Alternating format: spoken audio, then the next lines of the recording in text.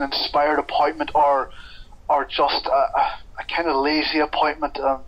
But the signs are encouraging for sure. I mean, Lulic loves the guy, having worked with him before, and I read from Diaz last night that he's felt that he's never trained this hard under Eddie Rea or at any stage of his career with us, and he feels that it's a wily appointment. And of course, then you have Zarate seemingly reborn. I mean, I think part of that might be the media setting him up for a fall, but at least he looks in better condition and seems to be playing well. And Petkovic is happy with him, so the signs are really good, Michael. I mean, I really am hoping that we've got what I think we needed to do in employing a guy who's so different to Ray in the ways that he needs to be different to Ray. I mean, I think the key for us is that the players don't miss Ray as much as maybe we feared, and I think that seems to be the case. And if we do have that platform in place, then we can really go on to do great things. I just don't know Petkovic enough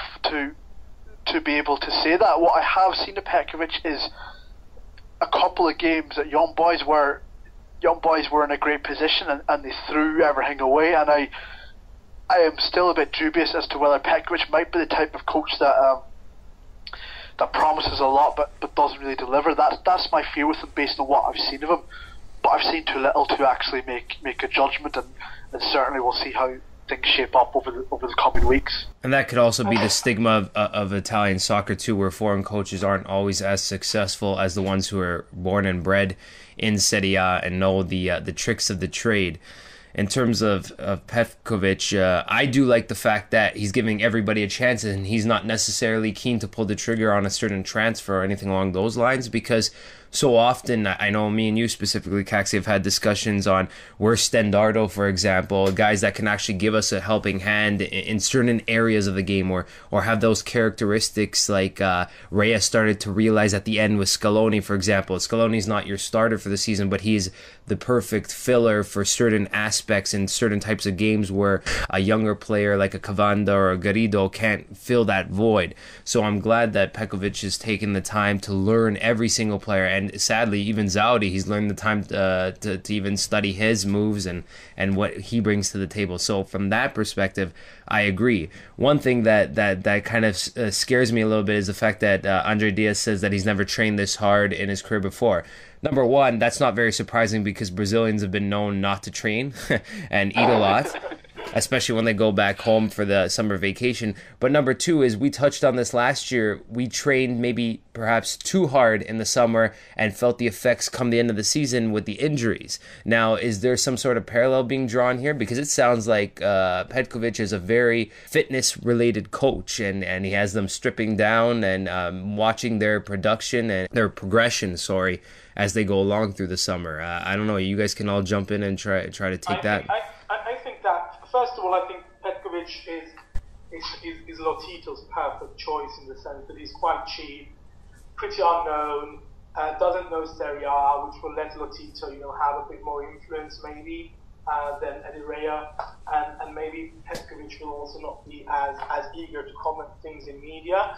But moving on to the training regime, I think that it's better to start off pretty tough, and then as we get close to the Europa League qualification game and so on, maybe take it a bit easy, and then get better and better. What we did with Rea was that we somehow peaked in September, October somehow, and I think that was the problem with Rea's way of preparing the team, that the season simply became too long. But Petkovic has to do this because he's never seen these guys before. He has to see what they have to offer, and so on. So I think that starting quite tough, I'm sure that in a week or so he's going to be looking more into tactical issues, maybe working more with the ball, less physical, and then again start tuning up the team for the season.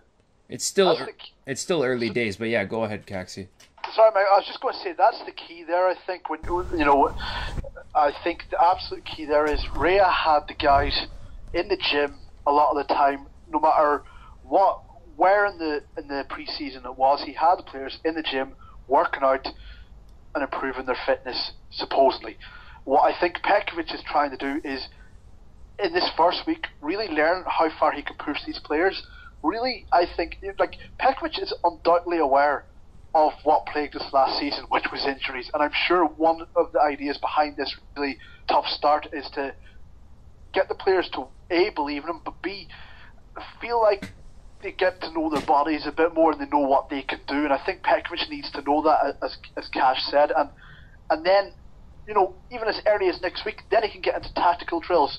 Whereas Ray was kind of, the whole way through his pre-seasons, he was always gym in the morning and a bit of ball work in the evening. And there was never really a kind of build-up to this. I just think Petkovic might have a better thought-out training regime in this sense, because I think he knows that whatever we had in the past didn't work based on how many injuries we had under Rea.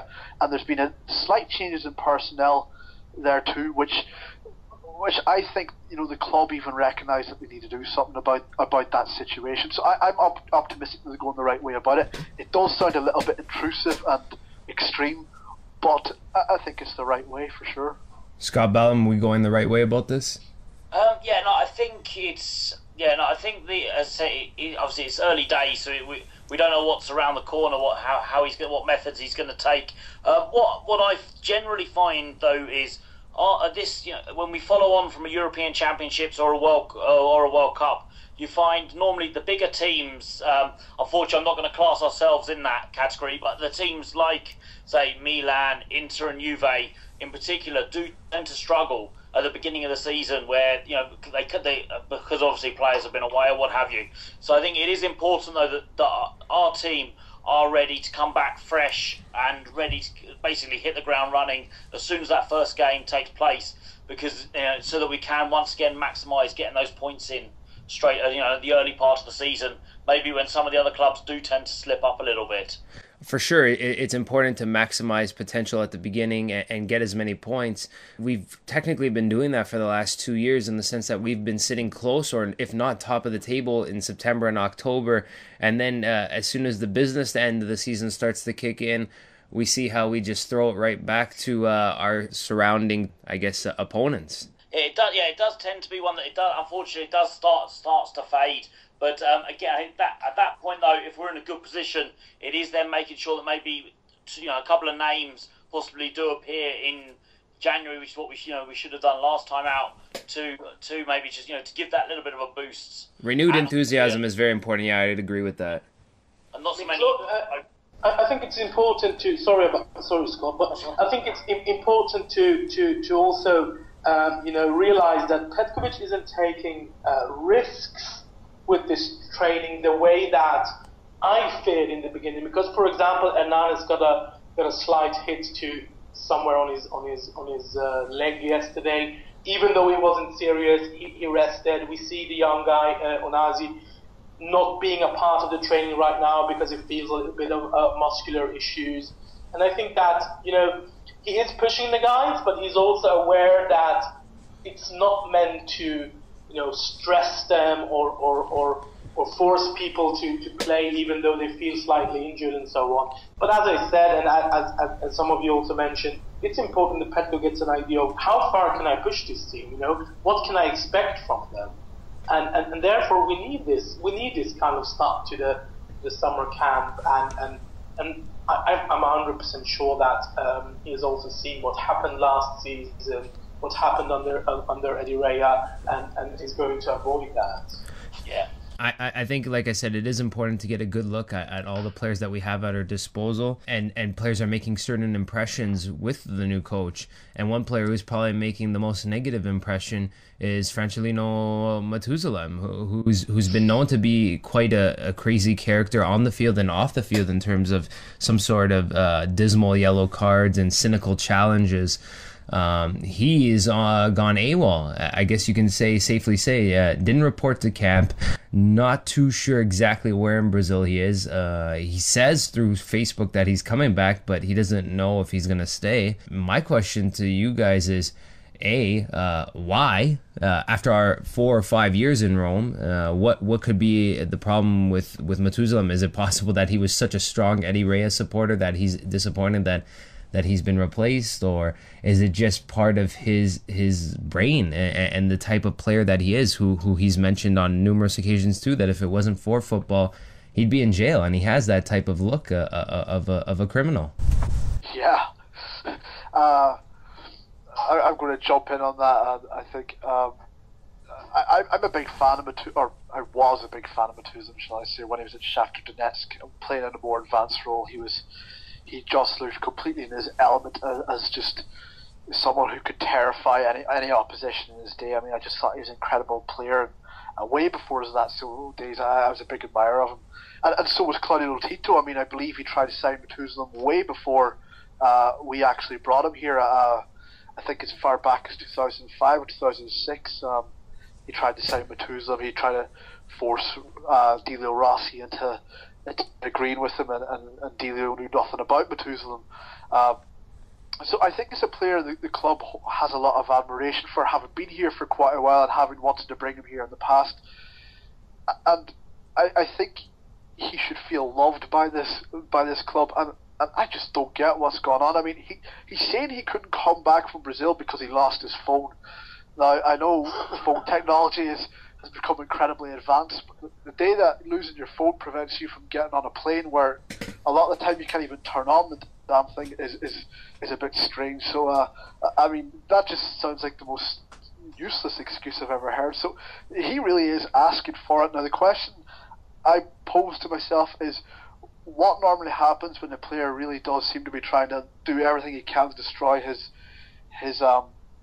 status with the club? And normally what happens is they go elsewhere. I mean, I think the last player I really remember doing something like this was probably Goran Pandev, right before he magically signed for Inter.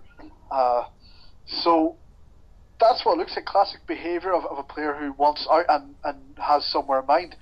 The thing that surprised me about it is I don't know who would take him, given how volatile he is, and nobody else seems to know where a possible offer is coming from. It's not like he's out of contract or anything. So your guess is as good as mine, Michael. I mean, I can't fathom what's going on here. And apparently he's on the market, and apparently he's not going to Aranzo, and his time is up. But yet he's coming back. I mean, it's a really worrying situation. I mean, we're trying to convince people like Zarate that they actually do belong here after we apparently didn't want them last year, and then we're giving this guy a bit of a chance of coming back. I mean, no, I don't know how we should play this, and it's a disaster. It really is. It's something that could really destabilise